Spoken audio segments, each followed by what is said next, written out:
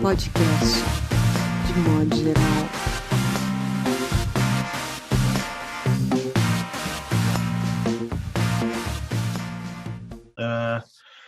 Olá, meus caros, está começando mais um De Modo Geral, o podcast De Modo Geral, hoje com André Del Fuego, João Paulo Cuenca, eu, Mauro Damer, e quero perguntar para vocês, para a gente começar aí nesses nossos 40 minutos, das inquietações de hoje, já que parece que cada dia se renovam, né, as surpresas e os desafios.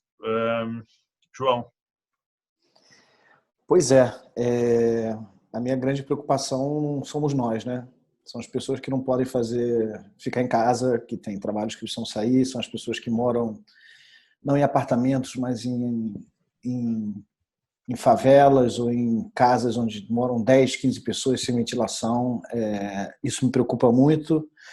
Ontem o pronunciamento do Bolsonaro foi trágico, acho que é o ponto mais baixo da República, da história, assim, é uma coisa terrível. E, enfim, eu estou tentando não cair no desalento, no desespero, tentando ser um pouco racional. E para mim o mais complicado é não saber como e quando isso vai acabar, né? Porque além de uma pandemia global, a gente tem um presidente que é um nécio, psicopata, genocida, que usa as redes da presidência, os canais oficiais da presidência para disseminar desinformação, né? De ontem para hoje tem mais gente na rua. Um amigo meu saiu no Rio de Janeiro de moto, ele sai todo dia no mesmo horário. Ele falou que hoje já tinha tipo 30% a mais de gente na rua. Quer dizer, as pessoas levam a sério o que esse moloide fala, né? André.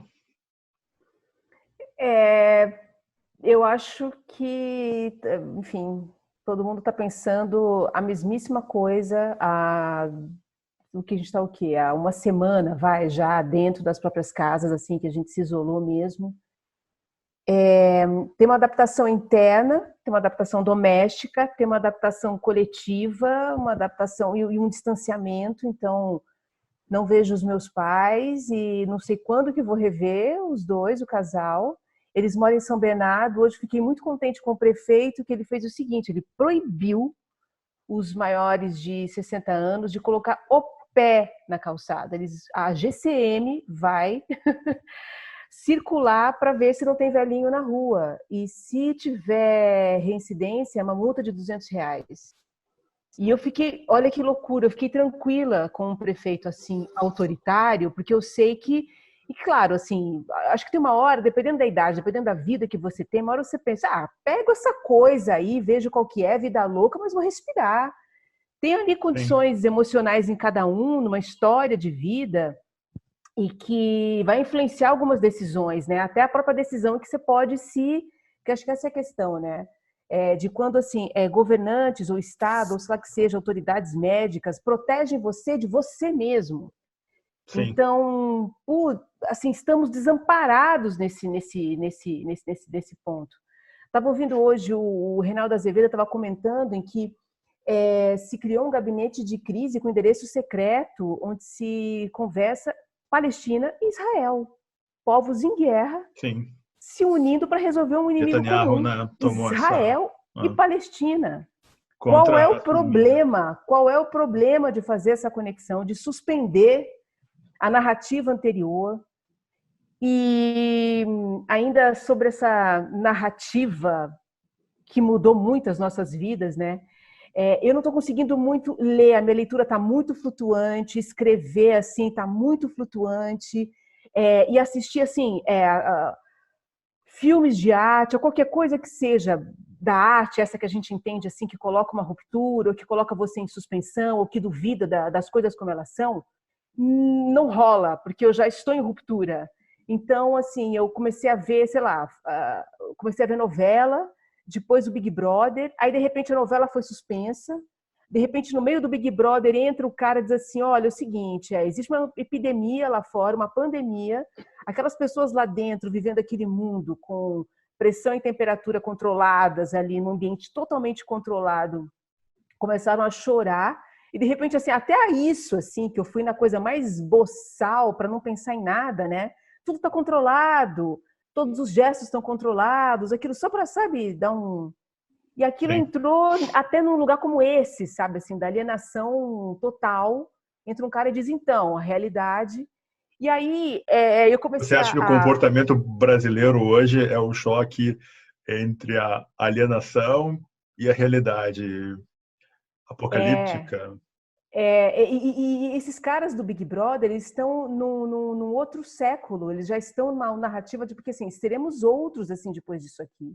E eles não entraram Perfeito. nisso ainda, eles estão com delé disso, eles Que estão no maravilha outro isso, Brasil, André. lá dentro, e controlados, uma loucura.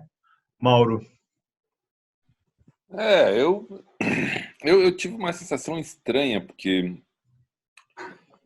eu acho que a gente também bateu no fundo do poço, entendeu? Assim, nada pode ser pior do que ter um presidente inepto e um cara que está assim, indo na contramão do mundo inteiro, né? Num momento como esse. Eu acho que pouca coisa pode ser pior. Eu acho que pior que isso seria uma desagregação social, que eu acho que ele talvez tente isso ainda, entendeu? Uma espécie de ruptura social, alguma... Eu acho que esses caras vão terminar, no fundo, com algum grupo paramilitar, entendeu? Eles estão muito próximos, assim, dessa direita venezuelana, assim, que foi abertamente para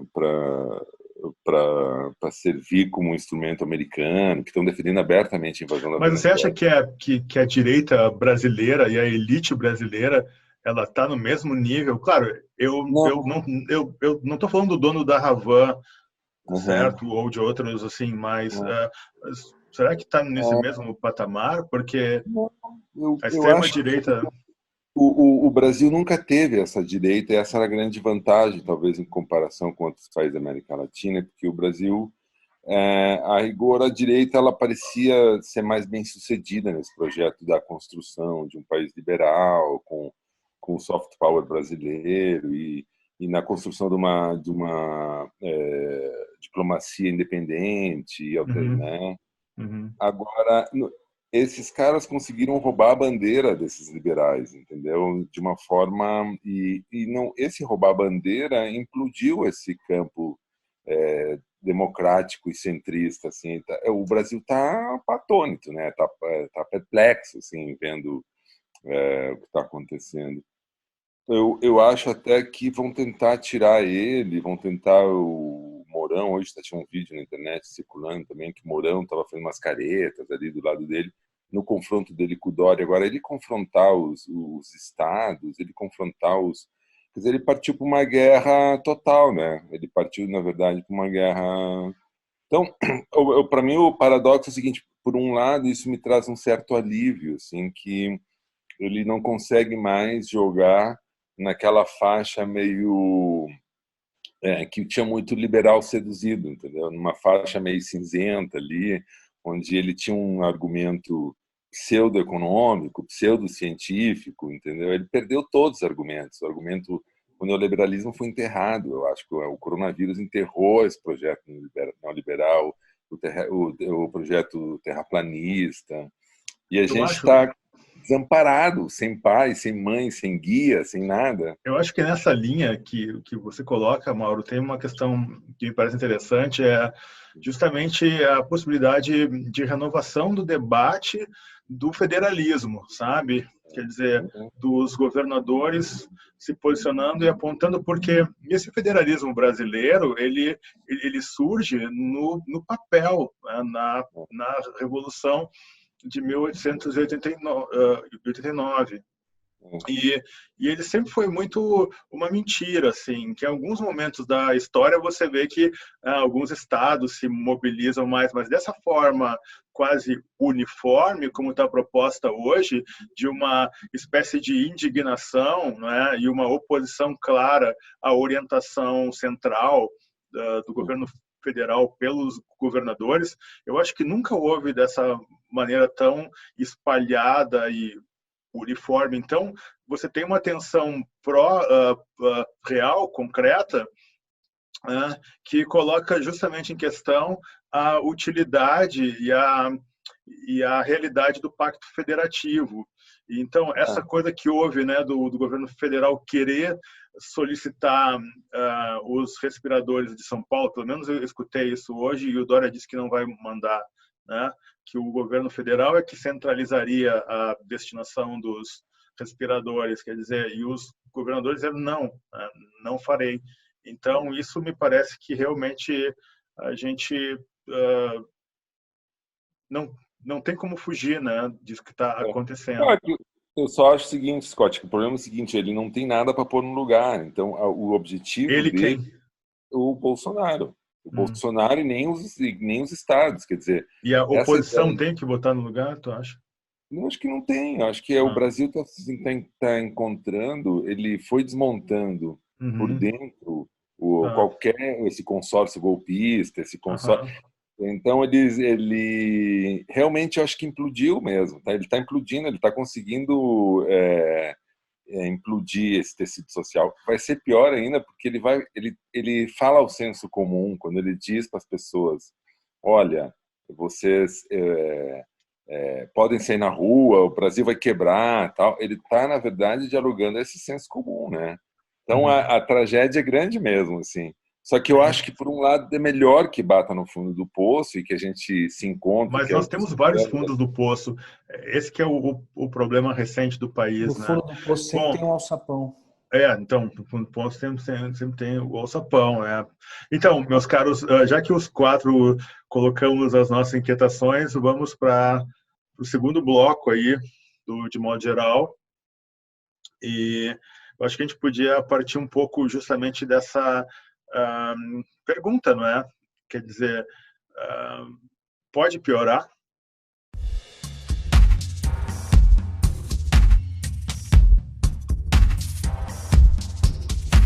Podcast, de modo geral.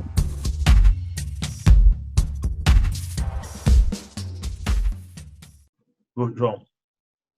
Então, do meu ponto de vista, o Bolsonaro ele é um acidente histórico no Brasil, porque ele é um presidente revolucionário.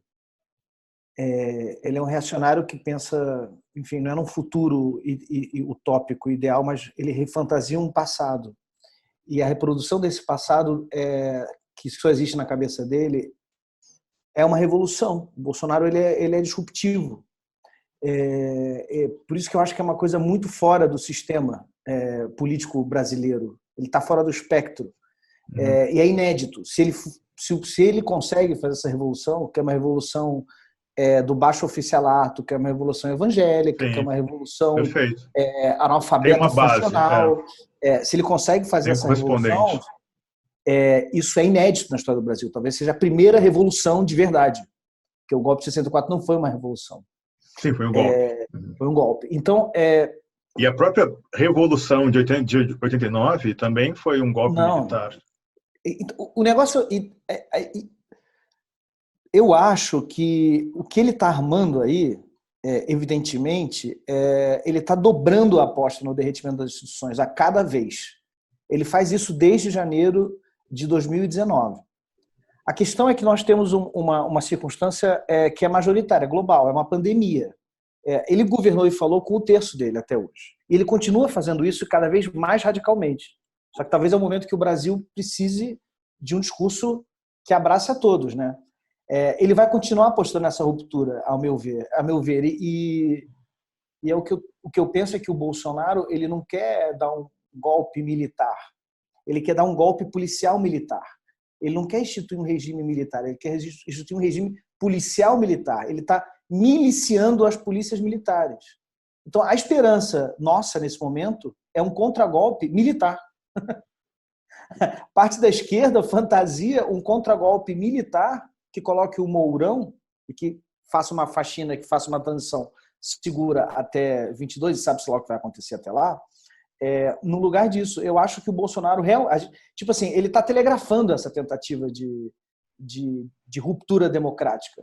Ele está telegrafando isso há décadas. O discurso dele é golpista há décadas. Isso não seria uma surpresa. Não é e cada surpresa. vez que ele fala, o que ele fez ontem na televisão é assintosamente ele está dobrando a aposta contra o Pacto Federativo, contra a democracia brasileira, contra o bom senso, contra a Organização Mundial da Saúde, contra a civilização. E nós estamos... João, me diz uma coisa, João. Me diz uma coisa, João. Você está conseguindo ler ficção nesses dias? Muito difícil. Eu estou, como o André falou, sem conseguir me concentrar Rede em muita social, coisa. página de jornal. Muito difícil. Lendo coisas picotadamente, sem conseguir manter uma linha de raciocínio que dure mais do que 90 segundos. Está bem complicado. Assim, o nível de ansiedade batendo no talo. Como é que tá? Eu fiquei com vontade de fumar maconha. Eu não fumo maconha há tanto tempo. Depois que eu fiquei velho, a maconha me dá pânico, sono. E agora eu estou com vontade de tentar de novo fumar maconha, porque talvez seja isso. Você sabe que eu não estou bebendo e parece que é uma situação tão... nem um copo de cerveja, assim. Parece que é uma situação tão extrema que a lucidez, para mim, absoluta, ela já é um processo meio recolhido, assim, sabe? Que cheio de loucuras e questionamentos, assim, que parece que tem uma estabilidade natural, assim, né, nesse impacto. E, André, como é que tá a tua ansiedade, os teus amigos, o que que tu nos diz aí, querida? Eu tenho uma rotina com uma criança de 8 anos, né, que também está em quarentena, que está longe do colégio, longe dos amigos, e que fez agora há pouco uma coisa como essa que a gente está fazendo aqui com um amiguinho, e fez com outros amigos da classe e tal, né. Para ele, a infância é maravilhosa, né? Para ele tá maravilhoso. Ele tá no PlayStation, Incrível. porque assim, o PlayStation tá liberado, claro. E tem a lição de casa, então tem uma coisa virtual que a escola está se adaptando e tal. E tem o grupo dos pais, né, das crianças de WhatsApp, que assim, a discussão é diária aí, como você está fazendo, como, enfim, pessoas estão trabalhando em casa, tem uma criança que não consegue acessar ainda, aí como é que entra, como é que anexa aqui esse trabalho, e manda, enfim, tem uma demanda, né? E até o diretor da escola mandou uma mensagem outro dia, dando uma acalmada, assim, todo mundo, dizendo, olha, tudo parou, por que o seu filho tem que ser produtivo? Todo mundo parou, assim, as máquinas pararam, né? É um outro lugar mesmo, assim. Então, assim, até para baixar a bola, sabe? Baixar a bola mesmo, entender isso, assim, cobrar de uma criança uma disciplina ou um comportamento que me deixe menos ansiosa, porque no caso eu acho que é isso, né?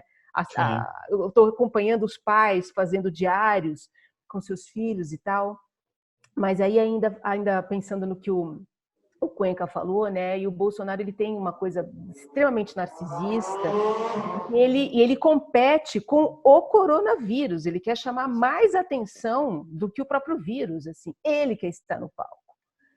E eu fiquei pensando nisso hoje, assim, né? Ele pedindo para as pessoas saírem da quarentena e voltar para a rua. E esse voltar para a rua é um jeito de sair da janela, né? Que virou a nova rua e virou uma rua, de repente, de oposição, que a gente não vê há muito tempo. Hoje foi o 9º dia com panelaço.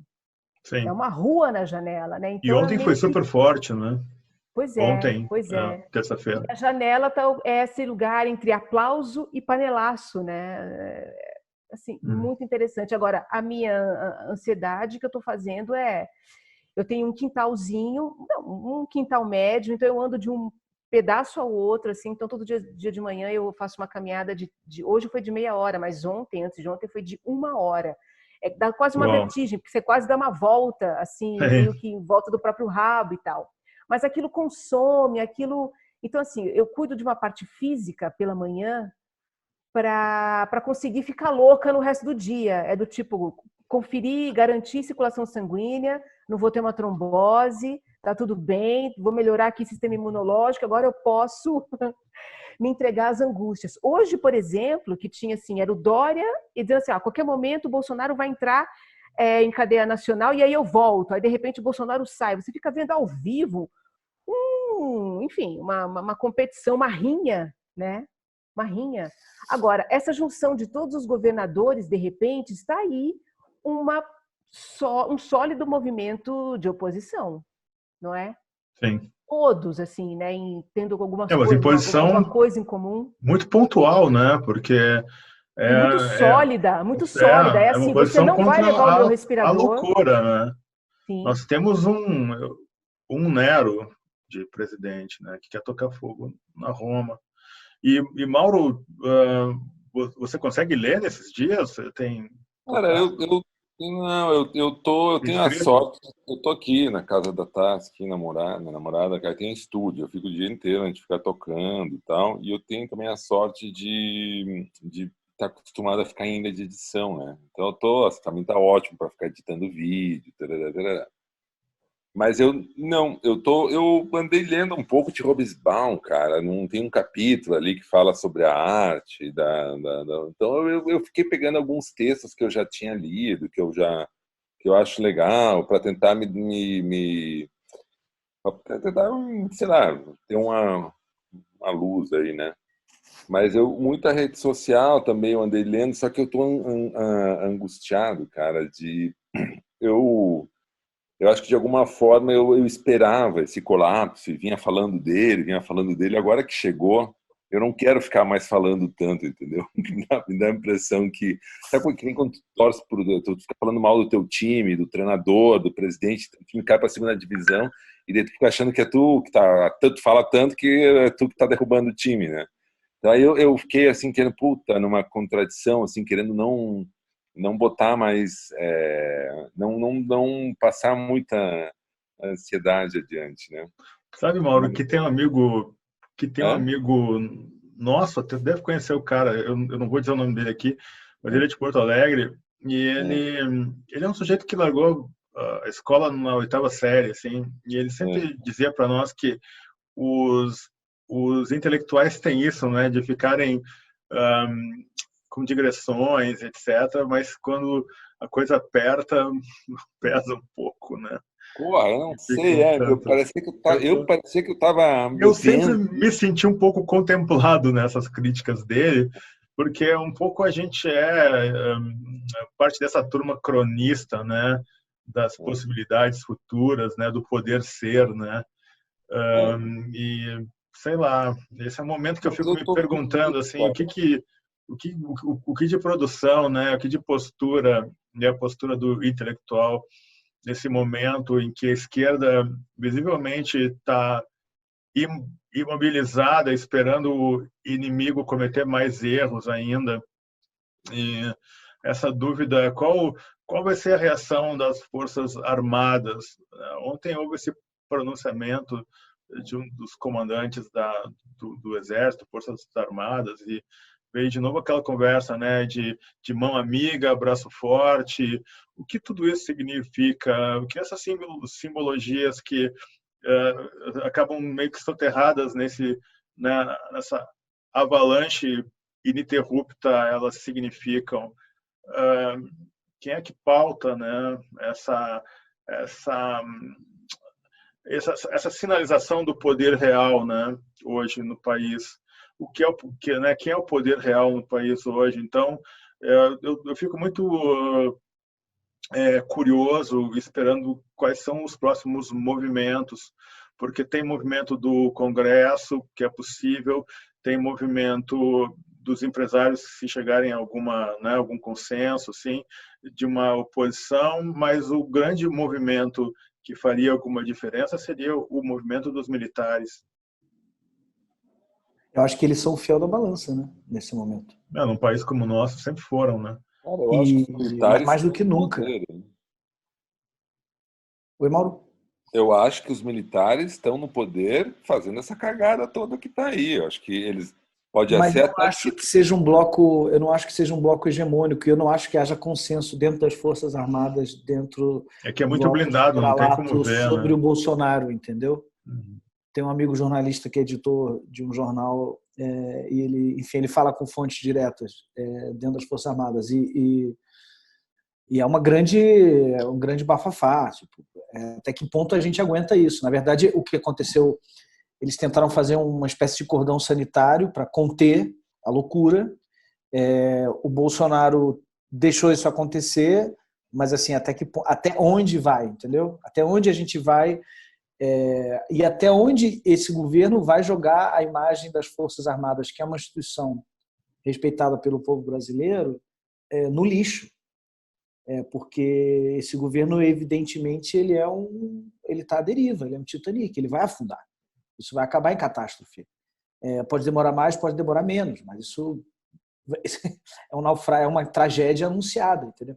Então, esse desembarque, eu acho que é uma combinação que envolve muitos agentes, não só as Forças Armadas, mas principalmente o mercado, os donos dos meios de produção, né?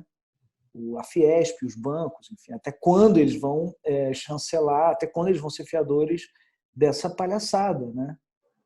Até quando isso é lucrativo para eles ou não, e se eles resolverem desembarcar em massa, qual é o real poder do bolsonarismo. Porque às vezes eu tenho a impressão que o Bolsonaro, principalmente depois de ontem, ele está virando uma espécie de Jânio. O que o Jânio Quadros fez? Ele renunciou achando que o povo iria em massa às ruas clamar pela sua volta, né? Mas o Jânio não tinha aconteceu, do seu... né? Que o Jânio não tinha do seu lado um exército de robôs, né, e um domínio completo da lógica de rede social. Não tinha rede social, né, não tinha três Sim, filhos. mas uma crise como a pandemia global, Paulo, uma crise como a pandemia global, ela é um fator que caga com esse jogo do Bolsonaro, na minha opinião. Sim, não, com certeza. Não, mexe com um eleitorado super conservador, que são pessoas sim, que são os idosos, terceira idade, que se veem diretamente ameaçados por essa pandemia e que devem encarar essa postura do Bolsonaro como uma agressão a eles. Eu acho que já hoje eu vi no Twitter uma análise desses gráficos que fazem sobre como as redes sociais se movimentam e tal. Depois do pronunciamento de ontem, apenas 15% do Twitter era a favor do que o Bolsonaro falou, né? A impressão que eu tenho é que ele falava para um terço, e esse terço podia levar ele para o segundo turno de uma eleição em 2022, mas agora esse terço talvez ele encolha, porque a gente está lidando com um acidente histórico e uma coisa que leva... Eu acho maravilhoso, o Mauro estava lendo Hobsbawm, quando eu quero pensar coisas boas sobre o que está acontecendo depois de amanhã, depois da tragédia toda, talvez isso seja uma coisa disruptiva para a própria natureza do capitalismo. Talvez seja o fim do capitalismo tardio. Talvez essas aventuras neoliberais, esse discurso de redução estatal, esse discurso de Estado mínimo, esse discurso anticientificista, talvez ele não tenha mais espaço numa eleição. Talvez nas próximas eleições, no planeta, esses palhaços neofascistas não tenham mais espaço. Porque as pessoas têm medo, elas entendem agora que o Estado, a ciência, a imprensa profissional tem um peso, tem uma necessidade. Então, também interessante a gente enxergar essa crise do bolsonarismo dentro de um panorama global. Faz sentido o que eu estou falando? Faz sentido, Andréa, para ti? Faz completamente. E ele repete exatamente tudo que o Trump, né? Ele usa o mesmo argumento, né? De que o remédio vai ser pior do que a própria doença, né? Ele usou até o mesmo termo e tal. E as coisas, enfim, e bolsa despencando, esses caras de fintechs no Twitter, que eu adoro seguir também, eu adoro seguir esses conservadores também, esses grupos de WhatsApp, eu fico ali olhando, fiquei olhando muito depois do pronunciamento, por exemplo, do Bolsonaro. E, cara, pela primeira vez, e eu acompanho isso desde quando ele entrou, desde o primeiro dia, assim, que ele botou a faixa. E pela primeira vez, assim, uma grande quantidade de pessoas estava dizendo assim, eu não sei como defender isso para minha família. Eu convenci minha família inteira a votar nele. E tem os mais radicais ali, dentro do próprio grupo, assim, tem uma separação mesmo, daqueles que eram anti-PT. E o cara que votou no Bolsonaro como anti-PT não é o bolsonarista raiz. O bolsonarista raiz é uma coisa a mais. Ele quer mesmo uma coisa mais militarizada e essa coisa evangélica, tem uma coisa, enfim, misturada com o Olavo de Carvalho, que é uma coisa, um troço esquisitíssimo, medieval, templário, de uma alucinação completa, anticientificista, como o Paulo também falou. E dá para ver claramente nesses grupos assim uma divisão mesmo, sabe? Assim, começa, então você não erra, então assim, você tem que defender, a gente tem que ser com o cara até o fim. Ele sabia, as pessoas não estavam entendendo o que ele quis dizer.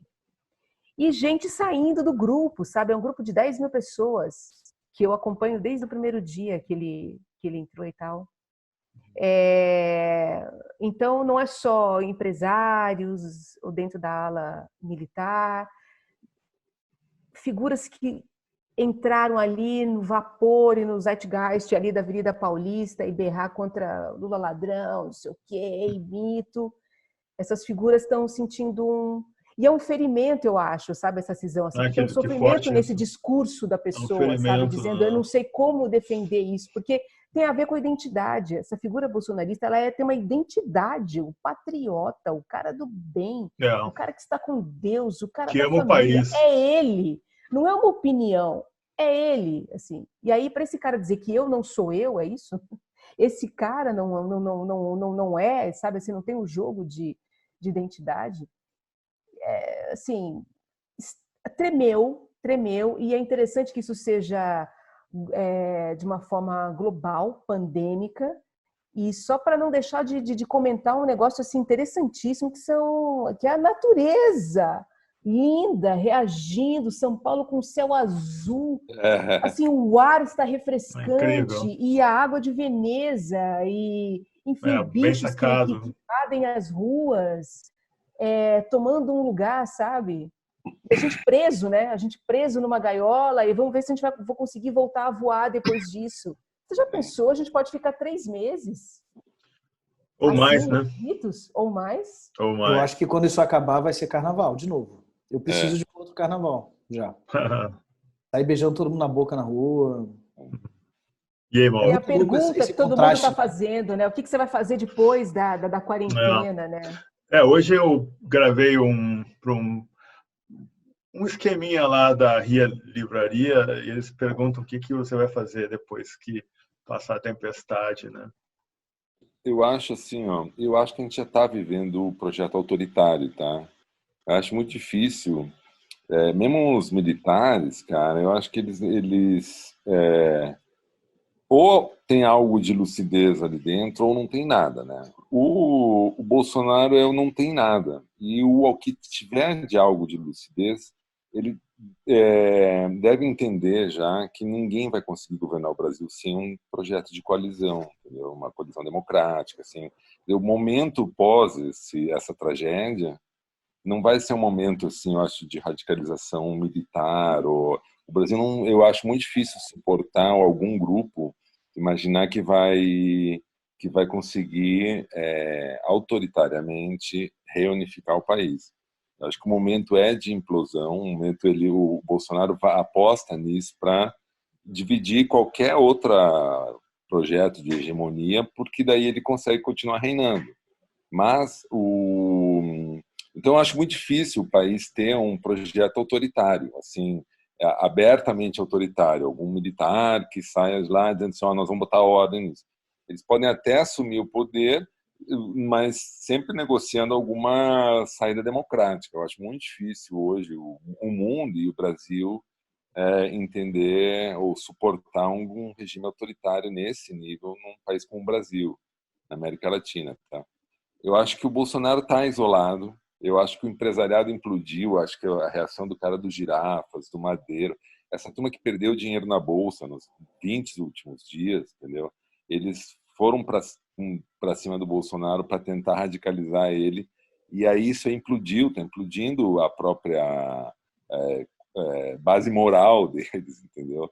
Então acho muito difícil alguém hoje conseguir reunir forças para com uma base moral autoritária, entendeu? Alguém que vai chegar e vai conseguir liderar isso. Então o jornalismo, o Cuenca estava falando de jornalismo, hoje é mais evidente a importância de um jornalismo livre, democrático no Brasil, mas que os últimos 4 anos do jornalismo, desde que o Instituto Millennium inventou de defender o liberalismo dessa forma, eles compraram o jornalismo brasileiro e levou o Brasil a esse fracasso, entendeu?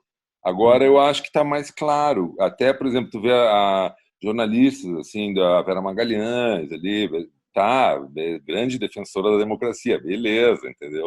Então, Você não acha que esses também. jornalistas, quando eles perceberam que, né, que todo o modo de atuar deles desembocou no Bolsonaro, eles não estavam simplesmente esperando uma grande deixa, né, para, digamos assim, olha... Eu acho que tudo é uma sedução neoliberal, cara, que ela foi vendida como se fosse científica, como se essas reformas fossem trazer crescimento econômico e progresso. E era uma papagaiada que nunca aconteceu no mundo inteiro. Quer dizer, o próprio Total, Chile... eles apostaram também, além disso, numa suavização do Bolsonaro. Eles apostaram que o Bolsonaro se enquadraria ao cargo magicamente, Exato. deixaria de ser o fascista que sempre foi, e que o Moro seria uma espécie de fiel democrata, olha que absurdo, do mandato, e que o Paulo Guedes levaria a nave, a ascensão eterna, enfim, foi uma fantasia total. E é muito engraçado você ver essas figuras,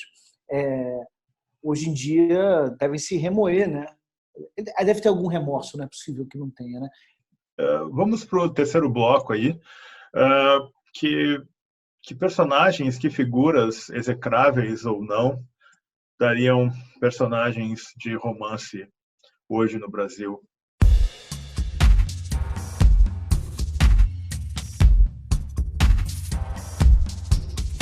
Podcast, de modo geral.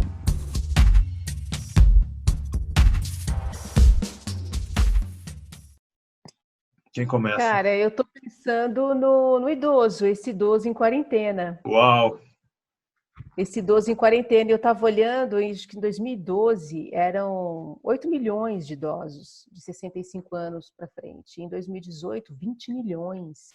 Não sei quantos milhões. Veja bem, ano passado, há 2 anos eram 20 milhões, pelo menos 22 milhões talvez a gente tenha, 21 milhões. 21 milhões. Acho que esse personagem do idoso proibido de sair de casa, as reações, enfim, pensando numa figura, sei lá, como a minha mãe, que é muito comunicativa e que trabalha com o público e que tem uma comunicação exuberante, de repente ela está no apartamento com o celular e ela está assim, respirando devagar para conseguir caber dentro daquele casulo que de repente, da partir dos 60 anos, ela descobriu que era a rua. É o seguinte, uma figura que recém descobriu a rua como narrativa, como vida, trancada. E aí, assim, tem o próximo, assim, a minha sogra, que tem 80 anos, que mora no prédio, quase no quarteirão ao lado também, e que está sozinha. E tem muitos velhinhos assim, que estão sozinhos e que não podem ver os netos também. É uma prisão mesmo, né? Eu acho que dava assim, são muitos personagens, não é um, assim, falar o idoso preso é uma gama imensa, porque são repertórios distintos, né? Dependendo da classe social e do lugar que você pode pensar essa figura. Incrível. E chegaremos lá, né? Chegaremos lá. Com sorte. Com sorte. E aí, João? É meio óbvio, né? Eu tenho pensado, é um dos meus livros preferidos, A Viagem à Roda do Meu Quarto, do Xavier de Maistre, né? Nessa narrativa no confinado, né? Todas as possibilidades do confinado. Eu tenho pensado em todos os filmes do Polanski, que, aliás, é uma boa oportunidade de fazer uma maratona de Polanski, porque os filmes são todos sobre confinamento, né?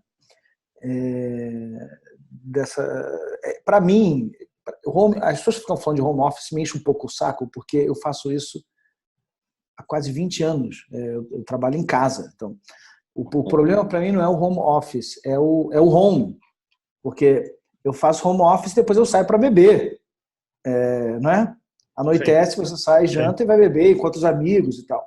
E é muito absurdo como a ideia de tomar uma cerveja na calçada. Você sai para caminhar, você vai no parque. Exatamente.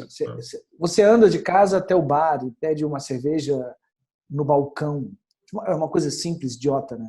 Isso virou um Shangri-La, né? Uma aventura que nós não sabemos quando iremos retomar, né? É muito louca essa falta de horizonte. É uma experiência que eu nunca tive.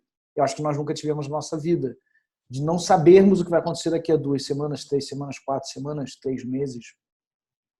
Who the fuck knows? Assim. Então é o confinado, meu personagem. Mauro? Eu pensaria, sabe o que me vem esses personagens meio do Tom Wolfe, assim, meio desses caras, eu vendo esses empresários que capotaram aí, que estão... Por que será que eu não estou surpreso, Mauro Dama? Eu pensaria em um cara que tá preso, fudido, cara, que tava ganhando, tava tudo certo na vida dele, e aí o cara se fudeu porque não aguenta a mulher, não aguenta os filhos, tá dentro de casa e tá querendo que o mundo seja um negócio que acabou uma semana atrás, né? Ainda tá fresquinho o corpo, e o cara tá tentando. Eu não sei, de verdade, eu tô mais humorado, eu acho, com esse colapso todo ultimamente, porque eu acho que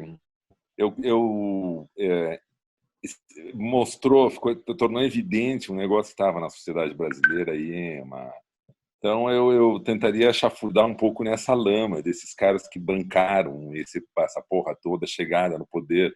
Eu misturaria um personagem, assim, um jornalista fudido que está tentando segurar a República e a República está caindo, entendeu? Assim, mas tudo bem, tentando ser bem humorado no meio do caos, né, cara? Porque eu acho que a gente tá fudido mesmo, não sabe para onde, o que vai acontecer, e é um pouco isso que o Cuenca tava falando, que há 2 semanas o mundo pode estar, a gente pode estar falando aqui, daí não vai ter Bolsonaro, não vai ter porra nenhuma, pode estar com 15 mil mortes, sei lá, 7 mil, sei lá quantos, né? Mas só para comentar do teu bom humor, que está diferindo aqui, mas assim, duas amigas que são escritoras, né, a Ivana Rudaleite e a Índigo. A Ivana, ela é aposentada e a Índigo mora no sítio há acho que há mais de 10 anos. E a gente fez uma conversa dessa no Zoom, então a gente fez um happy hour, e daí todo mundo muito angustiado e as duas estavam ótimas, sem culpa nenhuma. E aí eu digo assim, não, simplesmente agora tem uma sincronia, o mundo agora está no meu tempo, na minha velocidade. Uma figura que se isolou, foi para um mato, e a outra que está aposentada, de repente ficou tudo, sabe? Então não tem uma cobrança fora, uma culpa por estar desacelerada, sabe? E se a gente souber, cara, também entrar nessa e desacelerar, tem tanta coisa para a gente tirar disso. Eu acho que eu teria não um romance, mas um livro de contos, ou talvez de fragmentos, e certamente eu pegaria como protagonistas os atendentes das farmácias, porque diferentemente de uma pressão política imediata que podem fazer os profissionais da saúde, que estão desassistidos também em vários lugares, os funcionários da Droga Raia, enfim, de várias outras, assim, você vê que eles estão muito assustados porque eles não têm nem máscara e, suponho, nem álcool gel para usar ali, né? Pelo menos não está aparente nem o álcool gel. E faltou um remédio meu que eu precisava tomar, remédio de pressão, e eu tive que ir ali comprar porque eu não podia ficar esperando teleentrega, e, enfim. Eu fui até a farmácia, fui de óculos, fui de máscara, né? Botei a máscara essa, que nós temos um pequeno estoque aqui, né? Não são muitas, mas dá para usar. E eu entrei lá, e a primeira coisa que as atendentes disseram quando eu entrei foi: muito obrigado por você nos respeitar e entrar aqui dentro de máscara, porque é uma angústia permanente. Clientes que entram aqui e falando alto e falando na nossa frente, querendo contar piada e até querendo dar um abraço de solidariedade, né? Geralmente pessoas de mais idade. Uma relação completamente desconectada dos perigos que estão lançados hoje aí.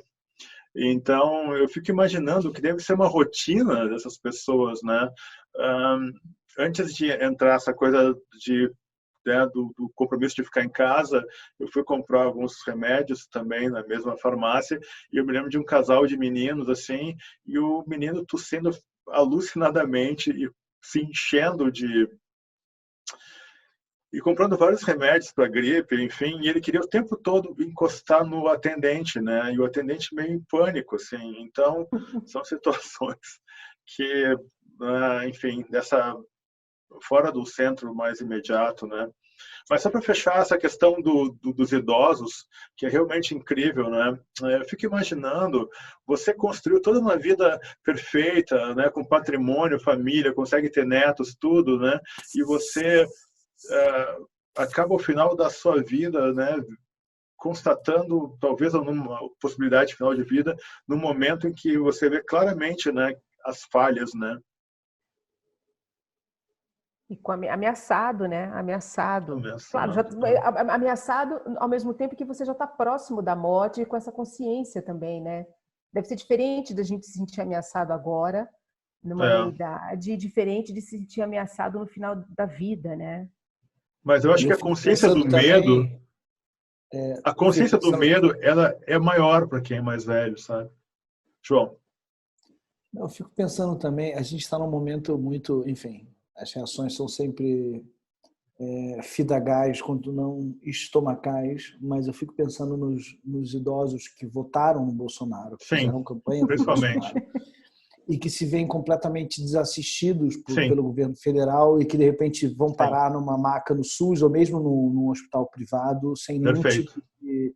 Deve ser uma situação muito limítrofe, assim, você pensar que você fez campanha e foi para a rua para defender um governo que basicamente está empurrando você para o cadafalso, para a morte, né? Isso deve ser trágico em várias famílias brasileiras, essa tomada de consciência da pior forma possível, da forma mais dramática.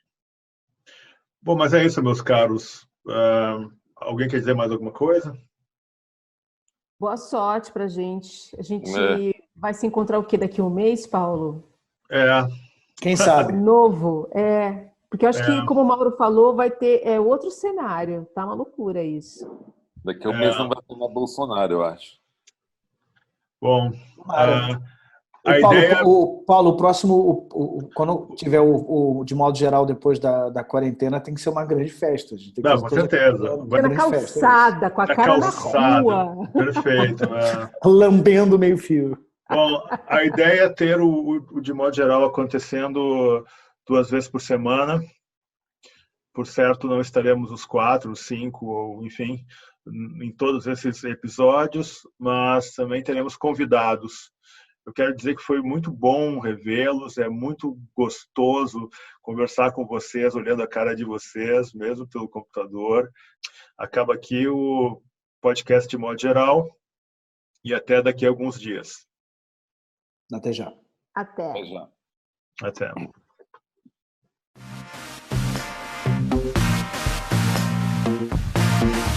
Podcast de modo geral.